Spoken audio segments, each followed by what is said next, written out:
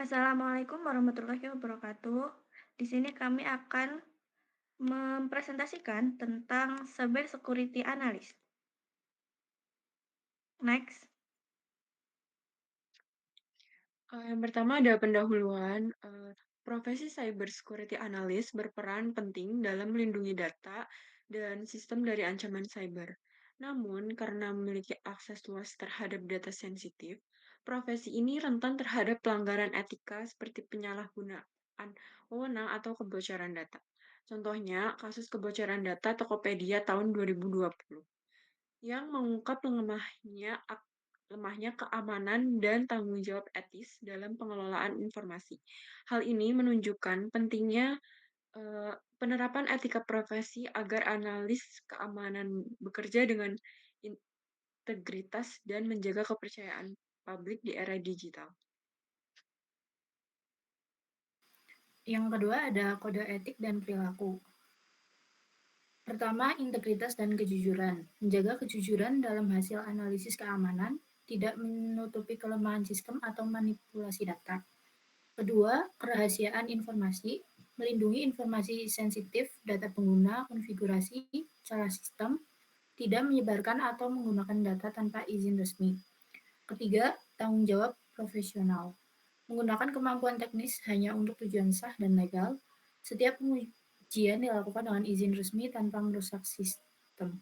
Yang keempat, kepatuhan terhadap hukum.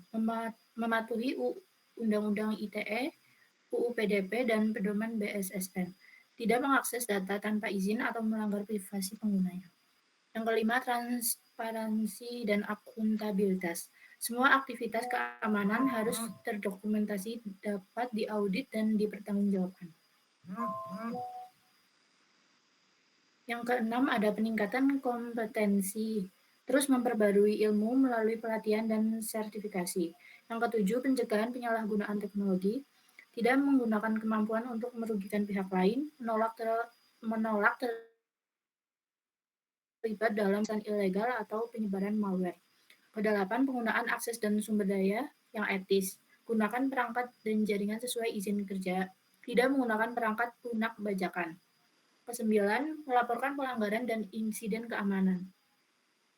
Segera melapor ke pihak berwenang jika ada aktivitas yang mencurigakan. 10. Menjaga integritas profesional. Tidak menerima gratifikasi, sogokan, atau bentuk imbalan yang mempengaruhi keputusan. 11. Melindungi privasi individu, menjaga kerahasiaan data pribadi, pengguna secara ilegal dan etis. Ke-12. Menegakkan tanggung jawab sosial digital.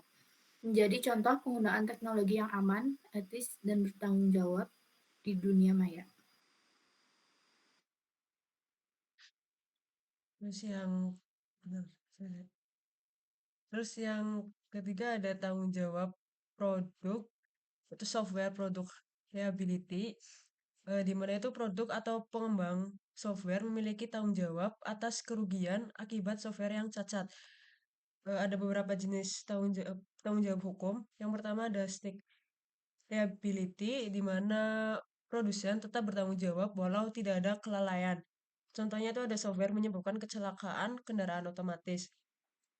Yang kedua ada negligen atau kelalaian, yaitu tidak mengikuti prosedur yang semestinya, misal melewatkan uji keamanan penting. Terus yang ketiga ada waranti atau jaminan, yaitu produsen menjanjikan kualitas tertentu, jika gagal memenuhi, pengguna bisa menuntut. Intentional misrep- misrepresentation, di mana penjual menipu atau menyembunyikan cacat software melalui iklan palsu.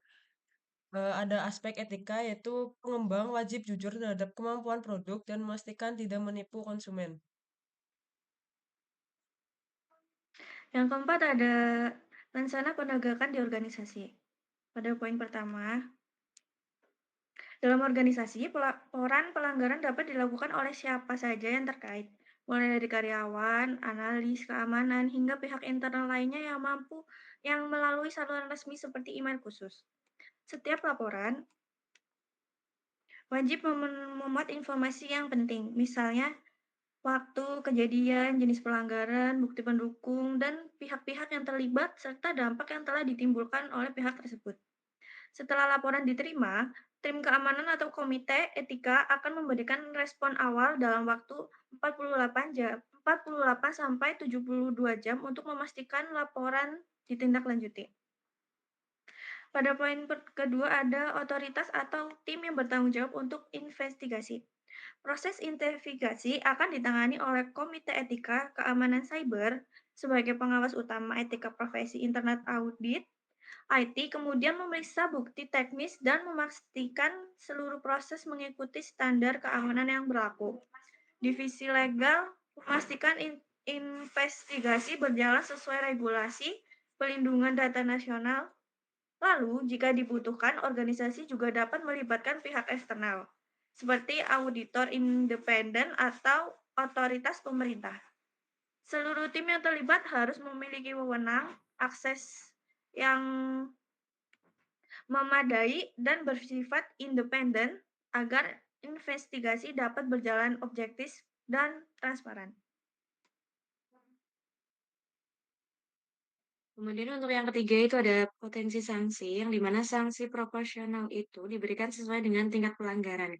Kemudian ada pun jenis sanksi yaitu berupa teguran tertulis atau pelatihan ulang keamanan cyber, kemudian pembatasan akses atau pencabutan akses ke sistem penting, kemudian pemotongan benefit atau denda internal, pemutusan hubungan kerja untuk pelanggaran berat ataupun berulang. Kemudian yang terakhir ada sanksi hukum dikenakan jika melanggar regulasi eksternal oleh pihak berwenang.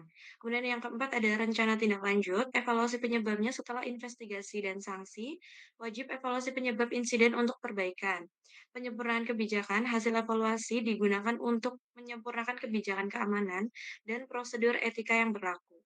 Pelatihan dan workshop etika atau keamanan rutin untuk semua karyawan, kemudian ada dilakukan untuk memastikan perbaikan dan prosedur diterapkan dengan benar.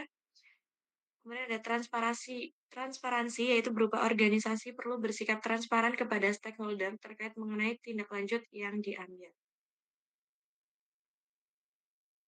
Selanjutnya ada dampak dan standar perilaku. Yang pertama itu memperkuat keamanan data nasional, itu aturan tentang kerahasiaan dan pembatasan akses membantu mencegah kebocoran serta ancaman internal. Yang kedua ada membangun kepercayaan publik. Itu tuh data yang dikelola dengan jujur dan aman untuk meningkatkan reputasi organisasi.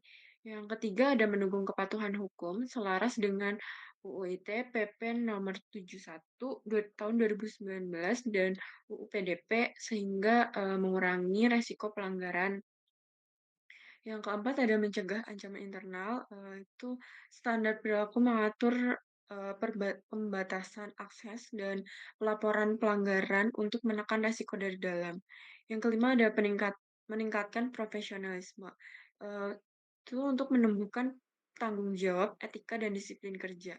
Yang terakhir ada memperkuat pertahanan cyber nasional, yaitu etika kerja yang kuat menjaga kepercayaan publik terhadap dunia digital. Kemudian yang terakhir ada cara aturan mengatasi masalah pada organisasi, yaitu yang pertama ada mencegah penyalahgunaan akses dengan pelaporan wajib dan sanksi tegas. Yang kedua meningkatkan kepatuhan hukum melalui penerapan prinsip kerahasiaan dan transparansi. Yang ketiga mengurangi risiko kebocoran data seperti kasus Tokopedia pada tahun 2020 dengan memperkuat pengawasan internal. Yang keempat mendorong kejujuran dan profesionalisme dalam setiap tindakan teknis. Kemudian yang kelima, meningkatkan kerjasama tim lewat keterbukaan dan tanggung jawab bersama. Dan yang terakhir, mendukung keputusan cepat dan tepat saat menghadapi situasi darurat tanpa melanggar hukum.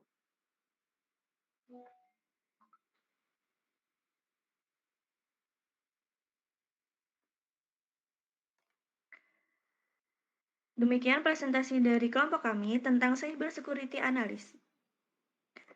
Atas perhatiannya kami ucapkan terima kasih. Wassalamualaikum warahmatullahi wabarakatuh.